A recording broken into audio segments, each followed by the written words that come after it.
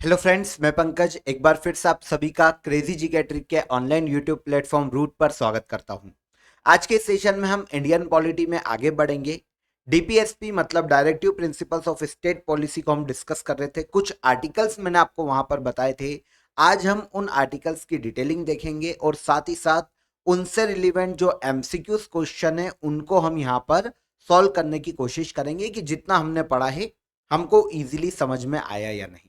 ठीक है, तो directive principles of state policy, नीति निर्देशक तत्व, राज्य के नीति निर्देशक तत्व को आगे लेकर चलते हैं। पर आगे बढ़ने से पहले आप सभी को एक बहुत ही इंपॉर्टेंट अपडेट देता हूं। देखिए, आप सभी के लिए मेरा इंडियन पॉलिटी का लाइव बैच आपके लिए शुरू हो गया है। फाउंडेशन बैच है जहां पर स्पेशली सिविल सर्विसेज के स्टूडेंट के लिए है ना, जितने भी स्टूडेंट ऐसे हैं जो कि यूपीएससी की तैयारी कर रहे हैं या फिर स्टेट पीएससी की तैयारी कर रहे हैं, किसी भी स्टेट की पीसीएस की तैयारी कर रहे हैं, तो उनके लिए इंडियन पॉलिटी का ये बैच बहुत ही इंपॉर्टेंट होने वाला है। क्योंकि जो सबसे इंपॉर्टेंट यहाँ पर एक और फीचर आपके लिए एड ऑन किया गया है वो है आंसर राइटिंग। अब आपको मेंस के अकॉर्डिंग आंसर राइटिंग भी कराई जाएगी इंडियन पॉलिटी के इस बैच में। एक्चुअल में आरएम 2.0 हमारा बैच शुरू हो गया है। फाउंडेशन बैच है पूरा की पूरा। जीएस के सभी टॉपिक जितने भी हैं वो सभी आपको आरएम 2.0 में कवर कराए जाएंगे। इंडियन पॉलिटी का मेरा बैच आपके लिए वहीं अवेलेबल है। लेकिन अगर आप इंडिविजुअली पढ़ना चाहते हैं कि सर केवल इंडियन पॉलिटी पढ़ना पढ़ना है, तो आप रूट एप्लीकेशन को डाउनलोड कर लीजिए। वहां पर जाकर आप इजीली बहुत ही नॉमिनल चार्जेस में मेरे इंडियन पॉलिटी के इस बैच में इनरोल कर सकते हैं। फीचर्स की बात करें, मैं लास्ट सेशन में भी वैसे आपको बता चुका हूं। तो आपको सारी क्लासेस लाइव क्लासेस रहेगी। काफी डेप्थ में हम बहुत ही टॉपिक वाइज पूरे इंडियन पॉलिटी को कवर करेंगे। ये सारी क्लासेस आपको रिकॉर्डेड क्लासेस या रिकॉर्डेड फॉर्म में भी बाद में अवेलेबल हो जाएगी। क्लास नोट्स और टेस्ट भी आपको एप्लीकेशन में ही हर टॉपिक के बाद मिल जाएंगे। आप टेस्ट लगाइए, अपनी परफॉर्मेंस चेक कीजिए, कितना आपको आया, कितना आपने समझा। तो बहुत ही इंपॉर्टेंट है, आप ज्वाइन कीजिए रूट एप्लीकेशन पर जाकर इस बैच को। काफी इंपॉर्टेंट है सिविल सर्विसेज के जितने भी स्टूडेंट हैं स्पेशली उनके लिए। आइए शुरू करते हैं इंडियन पॉलिटी के इस बैच में। आगे चलते हैं, इस वीडियो में आगे चलते हैं। Directive principles of state policy को लास्ट सेशन में भी हमने समझने की कोशिश की थी और कुछ स्पेसिफाई आर्टिकल्स को वहां पर हमने समझा था कि कौन कौन से आर्टिकल है। तो बहुत ही इजी वे में आपको वो आर्टिकल्स आई होप समझ में आ गए होंगे। कुछ आर्टिकल्स मैंने आपको आई थिंक 7-8 आर्टिकल आपको मैंने पढ़ाए हैं अभी तक डीपीएसपी में। एक बार हमें इनके रिवीजन कर लेना चाहिए, इनको रिवाइज कर लेना चाहिए कि कौन कौन से आर्टिकल्स को हमने डिस्कस किया। क्योंकि ओवरऑल आर्टिकल से क्वेश्चन पूछे जाएंगे हर एग्जाम में, इसमें कोई शक नहीं है। आर्टिकल से हर एग्जाम में क्वेश्चन आते हैं। फॉर एग्जाम्पल, ग्राम पंचायत कौन सा आर्टिकल में मेंशन है। इसके अलावा मौलिक अधिकारों से भी क्वेश्चन आ सकता है। प्राण और देह की स्वतंत्रता, राइट टू प्राइवेसी किस आर्टिकल में उल्लेखित है। संवैधानिक उपचारों का अधिकार किस आर्टिकल में। सुप्रीम कोर्ट किस आर्टिकल के तहत फंडामेंटल राइट्स को प्रोटेक्ट करने के लिए 5 रिट जारी करता है, तो आर्टिकल 32 है। तो इस तरह के आर्टिकल नॉर्मली हमसे हर एग्जाम में पूछे जाते हैं। देखिए, किसी भी एग्जाम में जब पॉलिटी का क्वेश्चन पूछा जाता है ना, तो पहली प्रायोरिटी उसकी आर्टिकल से ही होती है। सारे 395 आर्टिकल याद करने की जरूरत नहीं पड़ेगी हमको, लेकिन जो मेन मेन है एटलीस्ट हमको उनको तो पढ़ना ही पड़ेगा। जो स्पेसिफिक बार बार रिपीट होते हैं इंपॉर्टेंट आर्टिकल है उनको हमको पढ़ना पड़ेगा। इसीलिए अभी जो हम आर्टिकल लेकर चल रहे हैं ये सारे इंपॉर्टेंट है। नॉर्मली आर्टिकल 51 तक के आर्टिकल आपको 1 से लेकर 51 तक लाइन वाइज याद होना चाहिए, वो इंपॉर्टेंट है और पूछे जाएंगे, इसमें कोई शक नहीं। ओके, इसलिए अभी हम लाइन वाइज चल रहे हैं। आगे चलकर फिर हम पैसिफिक आर्टिकल्स पर भी आ जाएंगे। जैसे हम जब प्रेसिडेंट की बात करेंगे, राष्ट्रपति की बात करेंगे, पार्लियामेंट पढ़ेंगे, तो हम उनसे रिलेटेड केवल आर्टिकल्स को लेकर आगे चल देंगे जो जो एग्जाम में पूछे जाते हैं। ओके, आई होप बिना टाइम लिए मैंने आपको एक मोटा मोटा अंदाजा दे दिया है कि कैसे क्वेश्चन एग्जाम में पूछे जाने वाले हैं, या फिर आर्टिकल से क्या क्या पूछे जाते हैं, क्यों आर्टिकल पूछे जाते हैं, ये भी मैंने आपको बताया। इंपॉर्टेंट है तो पूछे जाएंगे, इसमें कोई शक नहीं है। कुछ आर्टिकल्स डीपीएसपी के बारे में मैंने आपको बताए थे, याद है क्या आपको? तो याद कीजिए। आर्टिकल 36 से लेकर आर्टिकल 51 तक के प्रावधान directive principles of state policies में देखने को मिलते हैं। मतलब राज्य के नीति निर्देशक तत्वों में किन आर्टिकल्स को इंक्लूड किया जाता है, कभी क्वेश्चन ऐसा आ जाता तो किन आर्टिकल्स को इंक्लूड किया जाता है, तो इंक्लूड किए जाते हैं आर्टिकल 36 से लेकर आर्टिकल 51 तक के आर्टिकल काय में, डीपीएसपी में। ओके, ठीक है। इसके बाद डीपीएसपी किस देश के संविधान से लिया गया है, नीति निर्देशक तत्वों को किस देश के संविधान से लिया गया, तो आयरलैंड के कॉन्स्टिट्यूशन से इंडियन कॉन्स्टिट्यूशन में directive principles of state policy को एडॉप्ट किया गया है। थर्डली, नीति निर्देशक तत्व कैसे हैं, तो अवाद योग्य, न्यायालय के द्वारा इन्फोर्सेबल नहीं है, इन्फोर्सेबल किसी भी कोर्ट के द्वारा नहीं है, मतलब व्यक्ति वाद लेकर न्यायालय नहीं जा पाएगा, दैट इज डीपीएसपी। राज्य के लिए कैसे हैं, स्टेट के लिए कैसे, तो स्टेट के लिए हो जाते हैं नेगेटिव, सॉरी स्टेट के लिए हो जाते हैं पॉजिटिव, और सिटीजन के लिए कैसे हैं, तो सिटीजन के लिए हो जाते हैं नेगेटिव, मतलब नकारात्मक, क्योंकि आप डीपीएसपी के उल्लंघन पर न्यायालय नहीं जा सकते। कुछ आर्टिकल्स जो मैंने आपको पढ़ा है, आर्टिकल 36, 37, 38, 39, 40, 39 ए भी पढ़ाया था, फिर 40, 41, 42, 43 और 43 ए। तो ऑल ओवर देखिए तो आई थिंक 10 आर्टिकल हो जाएंगे ना, 36, 37, 38, 39, 39 है, 40, 41, 42, 43 और 43 ए, तो ऑल ओवर होगा 10 आर्टिकल। क्या कहते हैं आर्टिकल, डिटेल में तो पढ़ेंगे, एक बार हम रिवाइज कर लेते हैं पहले, ताकि हमको की पॉइंट उस आर्टिकल का याद हो, की पॉइंट क्या है, आर्टिकल क्या कहता है वो याद हो, फिर हम डिटेलिंग देखने चल सकते हैं। तो आर्टिकल क्या कहता है, ये चीज है ना। तो आर्टिकल 36 स्टेट को डिफाइन करता है, स्टेट की डेफिनेशन देता है कि स्टेट एक्चुअल में क्या है, जिस स्टेट के बारे में डीपीएसपी या डीपीएसपी के लिए प्रावधान किया गया है वो स्टेट क्या है, तो स्टेट की डेफिनेशन है आर्टिकल 36। फिर आता है आर्टिकल 37, ये कहता है directive principles of state policy, न्यायालय में अवाद योग्य, व्यक्ति वाद लेकर कोर्ट नहीं जा पाएगा इनके उल्लंघन पर it shall be duty of state, ये स्टेट की ड्यूटी होगी कि वो लागू करेगा इन प्रिंसिपल्स को राज्य का कानून बनाते वक्त, दैट ये बात करते हैं आर्टिकल 37। आर्टिकल 38 की बात करते हैं तो राज्य सामाजिक व्यवस्था के लिए नियम बनाएगा, नियम क्या होंगे वो हम बाद में बात करेंगे डिटेल में, पर राज्य सामाजिक व्यवस्था के लिए नियम बनाएगा, ये है आर्टिकल 38।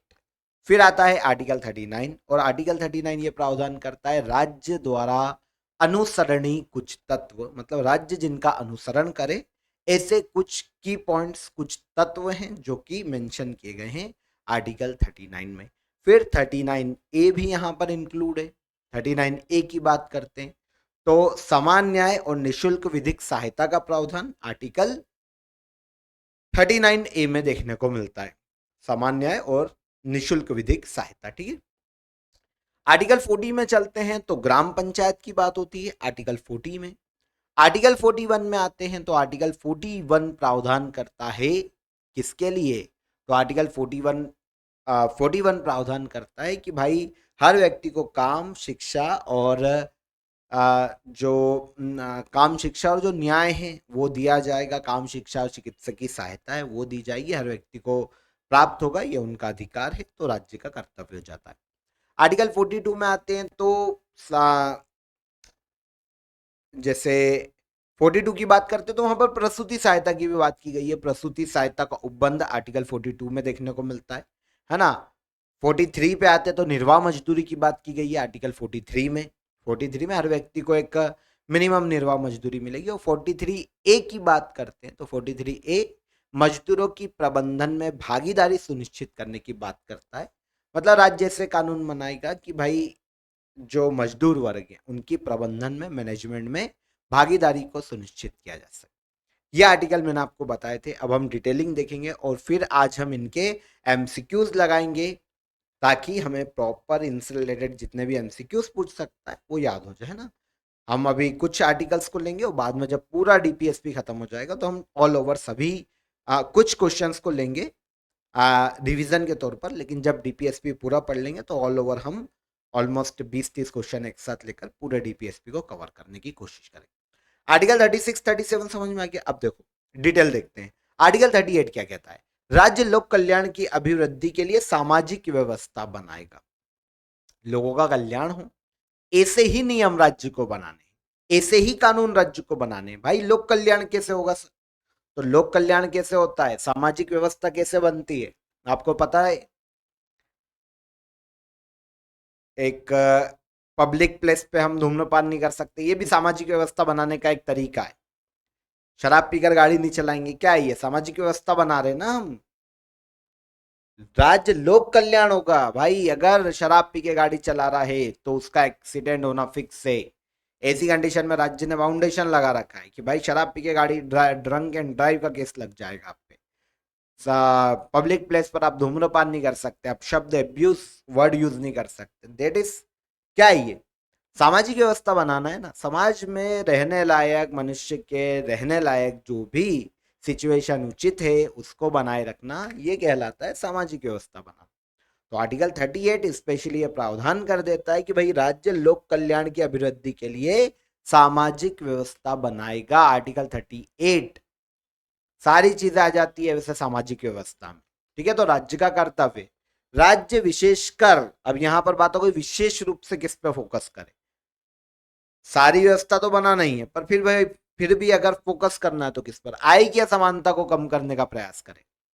मैंने आपको बताया था, टैक्सेशन वाला का एग्जांपल दिया था, जो बैंकर पैसा कमा रहे हैं उन पर टैक्स भी बहुत ज्यादा लगता है, जीएसटी वगैरह वसूलने लगते हैं, लेकिन क्या एक आम व्यक्ति से जिसकी इनकम 4 लाख 5 लाख 6 लाख ईयरली है, ईयरली है ना, तो क्या उससे टैक्स लिया जाता है? नहीं लिया जाता है।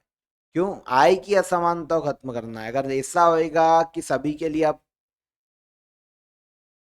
गरीब पे भी उतना ही टैक्स ले लोगे, रईस पे उतना ले लोगे, तो रईस को फर्क नहीं पड़ेगा पर गरीब को पड़ेगा, तो ये असमानता होगी, आय की एक खाई बनेगी, मतलब जो आर्थिक खाई बोल सकते हैं हम, वो समाज में डेवलप होगी, तो उसे खत्म करना राज्य का कर्तव्य है। तो विशेषकर आय की असमानता को खत्म करने का प्रयास करेगा राज्य, इससे कानून बनाएगा। तो आपने देखा है ये टैक्सेस वगैरह लगे हैं, ये कानून वही है। और न केवल व्यक्तियों के बीच बल्कि विभिन्न क्षेत्रों में रहने वाले एवं अनेक व्यवसायों में शामिल लोगों के समूह के बीच प्रतिष्ठा, सुविधाओं और अवसरों की समानता को, जो असमानता है उसे खत्म करने का प्रयास करें। किसी भी क्षेत्र में अगर असमानता, यहां पर इसको हम सिंप्लीफाई करते हैं लाइन को, किसी भी क्षेत्र की असमानता को खत्म करने के लिए राज्य कानून बनाए, चाहे वो आय की असमानता हो, सामाजिक असमानता हो। अनुसूचित जाति जनजाति को आरक्षण दे रहे हैं क्यों? सामाजिक जो असमानता उसे भी खत्म करना है। हर क्षेत्र में सुविधाओं या अवसरों की जो असमानता है उससे खत्म करने का प्रयास करना पड़ेगा। सही है, तो अनुसूचित जाति जनजाति को आरक्षण दे रहे क्योंकि भाई असमानता को खत्म करके सबको समान स्तर पर लाना पड़ेगा, तो राज्य से कानून बनाएगा। आर्टिकल 38 प्रावधान करता है। फिर आता है आर्टिकल 39। अब यहां पर आर्टिकल 39 आते हैं तो क्या कहता है, राज्य द्वारा अनुसरणी कुछ नीति निर्देशक तत्वों की यहां पर बात की गई है जिनका अनुसरण राज्य को करना चाहिए। देखो, यहां पर डीपीएसपी राज्य के लिए बाध्यकारी तो है नहीं, लेकिन फिर भी सामाजिक व्यवस्था को बनाए रखने के लिए राज्य व्यवस्था करेगा, तो अनुसरण करे ऐसे नीति निर्देशक तत्व आर्टिकल 39 में उल्लेखित है। क्या कहता है, राज्य अपनी नीति का इस प्रकार संचालन करेगा कि यह सुनिश्चित करेगा कि पुरुष और स्त्री सभी नागरिकों को समान रूप से जीविका के पर्याप्त साधन प्राप्त हो। हर व्यक्ति को यह अधिकार है कि उनको जीविका के समान साधन मिले। स्त्री पुरुष में जो भेदभाव होता है वर्क प्लेस, उसको खत्म करने के प्रयास करेगा। तो समझ में आया भाई, राज्य द्वारा अनुसरणी कुछ नीति निर्देशक तत्व आर्टिकल 39 में दिए। क्या है कि राज्य भाई ऐसी नीति बनाए कि जो पुरुष और स्त्रियों सभी को जीविकोपार्जन के लिए, जीवन जीने के लिए समान पर्याप्त साधन मिले आय के, है ना, पर्याप्त उनको खाने को मिले, बराबर आय, स्पेशली आय यहां पर जोर दे सकते हैं हम इस पर, क्योंकि भाई जीविका का साधन तो आय ही होती है। तो आय के पर्याप्त समान साधन मिले, राज्य से प्रयास करेगा, इससे कानून बनाएगा। समुदाय के भौतिक संसाधनों का स्वामित्व और नियंत्रण बराबर बांटा गया हो, जिससे सामूहिक हितों की सर्वोत्तम प्राप्ति हो या सामूहिक हित सिद्ध किए जा सके। मतलब क्या कहना चाह रहे, समाज के जो भौतिक संसाधन है वो किसी एक पर्टिकुलर व्यक्ति के हाथ में नहीं चले जाए कि भयंकर पैसा है तो उसके हाथ में चलेगा, या रसूखदार व्यक्ति है तो उसके हाथ में चलेगा, नहीं। भौतिक संसाधनों का बटा, समाज के, समुदाय के भौतिक संसाधनों का बंटवारा भाई इस प्रकार करो कि सामूहिक हितों की सर्वोत्तम प्राप्ति हो, मतलब सामूहिक हित सिद्ध किए जा सके, हर व्यक्ति का हित हो, ऐसे बांटो आप भौतिक संसाधनों। ठीक है ना। आपने देखा है जो गरीब है, गरीब तबके के लोग, नॉर्मली 22 रुपए किलो 25 रुपए किलो गेहूं मिलता है, लेकिन जो गरीब तबके के हैं, उनको जो उचित मूल्य की दुकानें हैं, जिनको कंट्रोल भी बोलते हैं, वहां से 2 रुपए किलो 1 रुपए किलो में भी गेहूं मिलता है। तो ये क्या है, भौतिक संसाधनों को समान रूप से वितरित करना पड़ेगा। वो 25 रुपए नहीं बियर कर सकते 1 किलो गेहूं के, तो उनको फिर 2 रुपए में भी दिया जाता है। अब इसका मतलब ये नहीं कि सब 25 वाले 2 में मांगने लगे कि आप उनको तो 2 में दे रहे हो, हमको 25 में क्यों। नहीं, भौतिक संसाधनों को इस प्रकार विभाजित किया जाना है राज्य के द्वारा कि भाई संसाधनों पर सभी का पर्याप्त था, ताकि जो सामूहिक हित है उनकी सिद्धि की जा सके, हर व्यक्ति का हित हो, है ना। पुरुष और स्त्री दोनों को समान कार्य के लिए समान वेतन प्राप्त हो। स्त्री और पुरुष कोई भी हो, अगर एक जैसा काम कर रहे हैं तो उनको वेतन एक जैसा मिलना चाहिए। ऐसे राज्य प्रयास करेगा, ऐसे कानून बनाएगा। तो ये राज्य द्वारा अनुसरणीय कुछ नीति निर्देशक तत्व है आर्टिकल 39 में। इसमें एक और आर्टिकल जुड़ा हुआ है, आर्टिकल 39A। वो 39 था, ये 39 है। समान न्याय और निशुल्क विधिक सहायता, हर व्यक्ति को समान न्याय मतलब न्याय पाने का अधिकार है, चाहे वो गरीब से गरीब हो, अमीर से अमीर हो, कोई भेदभाव नहीं किया जाएगा। हर व्यक्ति के लिए न्याय जो है वो फ्री है। निशुल्क विधिक सहायता भी दी जाएगी। कोई, मैंने आपको बताया था, वकील नहीं अफोर्ड कर पा रहा है, गरीब तबके का, तो क्या वो न्याय से वंचित रह जाएगा? नहीं, राज्य ऐसी व्यवस्था बनाएगा कि समान न्याय मिले हर व्यक्ति को, गरीब हो अमीर हो कोई भी हो नागरिक, और निशुल्क विधिक सहायता का प्रयास करेगा राज्य, इनको देने के प्रयास करेगा। राज्य सुनिश्चित करेगा कि समान अवसर के आधार पर न्याय सभी को मिले। साथ ही या आर्थिक या किसी अन्य निर्योग्यता के कारण कोई नागरिक न्याय प्राप्त करने से वंचित न रह जाए, क्योंकि किसी व्यक्ति का पैसा नहीं है, क्या इसलिए उसको न्याय नहीं मिलना चाहिए? समझ रहे हो आप? तो ये राज्य का कर्तव्य हो जाता है आर्टिकल 39A में कि वो समान न्याय और निशुल्क विधिक सहायता के लिए प्रयास करेगा, प्रावधान करेगा। इसके बाद आर्टिकल 40 हमने पढ़ा था, ग्राम पंचायत की सबसे पहली बार अवधारणा या पंचायती राज। कभी क्वेश्चन ऐसा आता कि स्थानीय स्वशासन सबसे पहली बार मूल संविधान में कहां देखने को मिलता है, तो स्थानीय स्वशासन या पावर्स का डिसेंट्रलाइजेशन, सबसे पहली बार विकेंद्रीकरण, वो देखने को मिलता है आर्टिकल 40 में, ग्राम पंचायत के गठन। भारतीय संविधान का जो भारत में जो मूल संविधान था जो 1950 में लागू हुआ, उसमें पंचायती राज नहीं था, बाद में जुड़ा है वो तो 73 अमेंडमेंट एक्ट के माध्यम से। लेकिन मूल संविधान में आर्टिकल 40 में ग्राम पंचायत की बात की गई थी। सही है, ग्राम पंचायत के फाउंडेशन की बात की गई थी, फॉर्म की बात की गई थी आर्टिकल 40 में सबसे पहली बार। ठीक है ना, ग्राम पंचायत का गठन किया जाएगा, ये आर्टिकल 40 कहता है। लेकिन ये सक्सेस इसलिए नहीं हो पाया क्योंकि ये तो राज्य की इच्छा पर है, नीति निर्देशक तत्वों को लागू करना नहीं करना। तो उस वक्त परिस्थितियां ऐसी नहीं थी कि ग्राउंड लेवल पर सभी को अधिकार दिए जा सके, तो नहीं दिए। पर आर्टिकल 40 ग्राम पंचायत के गठन की बात करता है। मूल संविधान में स्वशासन या पंचायती राज व्यवस्था सबसे पहले कहां देखने को मिलती है, तो वो देखने को मिलती है आर्टिकल 40 में। कंफ्यूज मत होइएगा, इजी है, याद रखिएगा, और इंपॉर्टेंट आर्टिकल। फिर क्या है, ठीक है, ये तो समझा दिया, राज्य ग्राम पंचायतों का गठन करेगा और उन्हें ऐसी शक्तियां और प्राधिकार देगा जिससे वह स्थानीय शासन की इकाई के रूप में काम कर सके।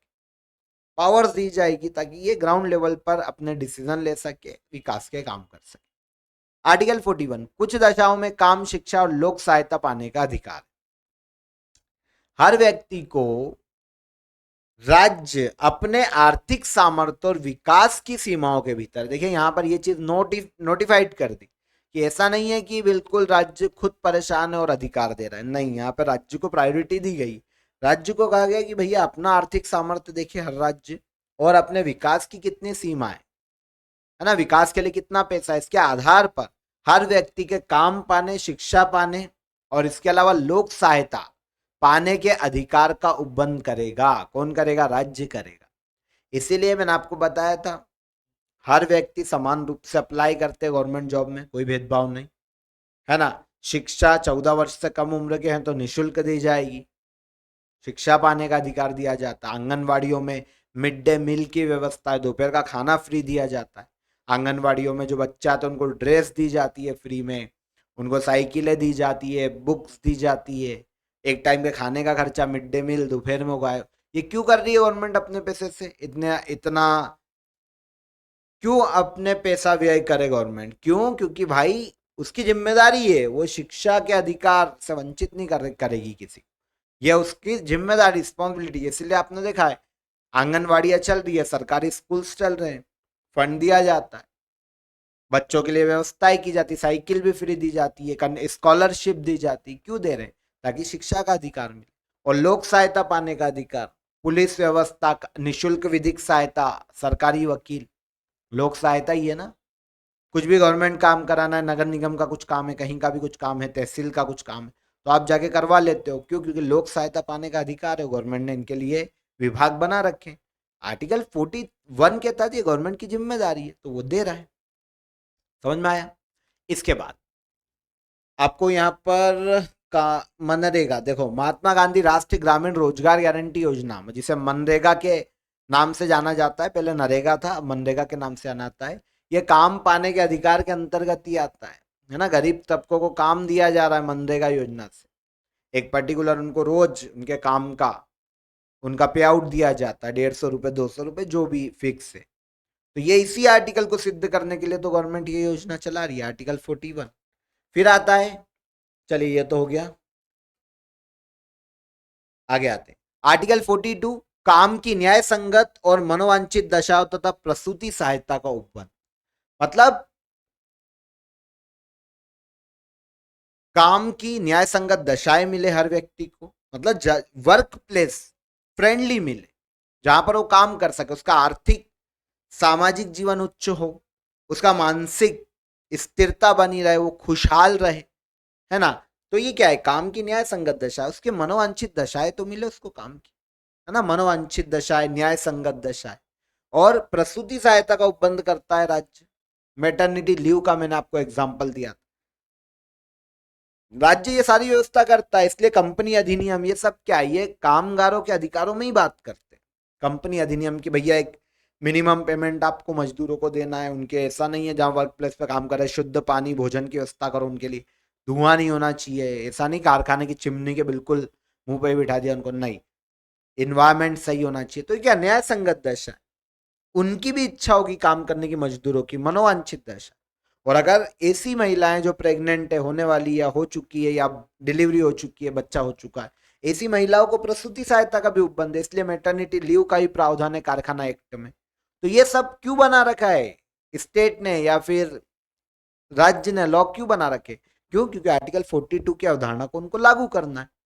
राज्य काम की न्याय संगत और मनोवांछित दशाओं को सुनिश्चित करने के लिए और प्रसूति सहायता के लिए उपबंध करेगा। सही है, प्रसूति सहायता दी जाती है। 43 आर्टिकल कर्मकारों के लिए निर्वाह मजदूरी, मतलब एक मिनिमम इतनी वेजेस तो हर व्यक्ति को मिले, राज्य ऐसी व्यवस्था करे कि भाई वो अपना जीवन जी सके, उसका राशन आ जाए, किराया देना है किराया दे दे, थोड़ा बहुत उसके विलासिता की वस्तुओं पे खर्च कर पाए, तो मिनिमम इतना तो वेजेस उसको मिले।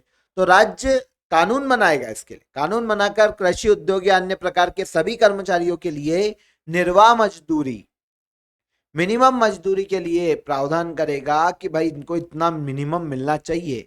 अवकाश की व्यवस्था करेगा ताकि वो सामाजिक और सांस्कृतिक अवसर पर जाएं अपने समाज में और समाज को भी उच्च रखे। क्यों? क्योंकि भाई डीपीएसपी का उद्देश्य क्या है? कल्याणकारी राज्य की स्थापना करना। भाई हर व्यक्ति सामाजिक और सांस्कृतिक जीवन का निर्वाह करेगा, अपने बच्चे के बर्थडे में गया है, शादी में गया, तो ये समाज ही तो फल फूल रहा है, इससे समाज ही तो खुशहाल होगा।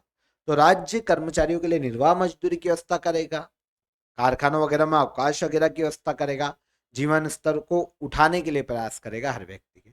यह है आर्टिकल 43। आर्टिकल 43A और हम देख लेते हैं, ये तो वही लाइन है। राज्य ग्रामों में कुटीर उद्योग को व्यक्तिगत अथवा सरकारी आधार पर प्रोत्साहित करेगा। कुटीर उद्योग को ऋण दिया जाता है गवर्नमेंट के द्वारा, काफी स्कीम्स चलती है, वो इसी आर्टिकल के तहत, ठीक है। और आर्टिकल 43A में आपको बता चुका था, जो मजदूर है उनकी प्रबंधन में भागीदारी सुनिश्चित करना, आर्टिकल 43A में उल्लेखित है। ताकि प्रबंधन में भागीदारी सुनिश्चित हो, उनका माइंड डेवलप हो, तो कल खुद का बिजनेस स्टार्ट करना चाहे तो उनको मैनेजमेंट के छोटे छोटे रहस्य पता होना चाहिए। गुण रहस्य जो है मैनेजमेंट के, वो हर मजदूर को पता होना चाहिए। तो राज्य जैसे भी प्रयास करेगा, कानून बनाएगा कि मजदूरों की या कामगारों की प्रबंधन में भागीदारी सुनिश्चित की जा सके। ये आर्टिकल है आर्टिकल 43A।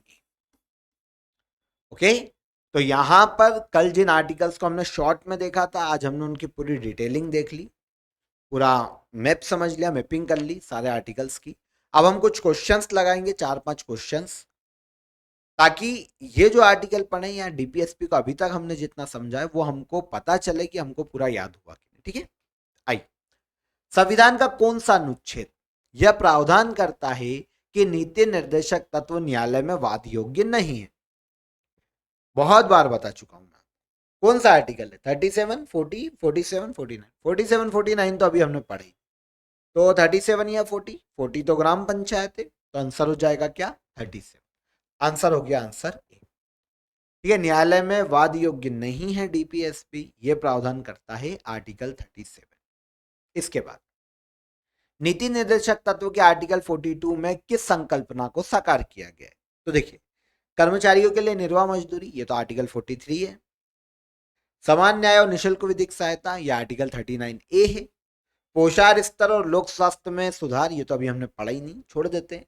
मातृत्व लाभ, प्रसूति सहायता का उपबंध, किस आर्टिकल में? आर्टिकल 42। सही है, इजी आंसर हो जाएगा आंसर। ठीक है, काम की न्याय संगत मनोवांछित दशाएं और प्रसूति सहायता का राज्य बंद करेगा आर्टिकल 42। यही है मैटरनिटी लीव, मातृत्व लाभ, मैटरनिटी बेनिफिट, आर्टिकल 42। इसके बाद भारतीय संविधान में सम्मिलित नीति निर्देशक तत्वों की प्रेरणा हमें किस संविधान से प्राप्त हुई? तो नीति निर्देशक तत्वों को भारतीय संविधान में कहां से लिया गया है, बता दोगे? आयरलैंड के संविधान से एडॉप्ट किया गया। आयरलैंड के संविधान से डीपीएसपी को भारतीय संविधान में लिया गया, संविधान सभा के द्वारा। भारतीय संविधान के निम्नलिखित अनुच्छेदों में से कौन सा अनुच्छेद राज्य को ग्राम पंचायतों को संगठित करने का निर्देश देता है? तो सीधा सा ग्राम पंचायत की बात की गई। किस आर्टिकल में ग्राम पंचायत उल्लेखित है, बता दोगे? आर्टिकल 40। पंचायती राज मूल संविधान में हमें आर्टिकल 40 में ही देखने को मिलता है, ग्राम पंचायत के रूप में। लास्ट क्वेश्चन लेते हैं, निम्नलिखित में से कौन एक राज्य के नीति निर्देशक सिद्धांतों का उद्देश्य नहीं है? आइए देखते हैं। एक कल्याणकारी राज्य की स्थापना करते हैं डीपीएसपी, बिल्कुल सही। सामाजिक और आर्थिक न्याय को सुनिश्चित करते हैं क्या? बिल्कुल करते हैं, सामाजिक न्याय और आर्थिक न्याय को सुनिश्चित करते हैं। धार्मिक राज्य की स्थापना की बात करते हैं क्या डीपीएसपी? नहीं करते, तो आंसर हो जाएगा आंसर सी। और एक धर्मनिरपेक्ष राज्य की स्थापना की बात करते हैं, तो ये बिल्कुल सही।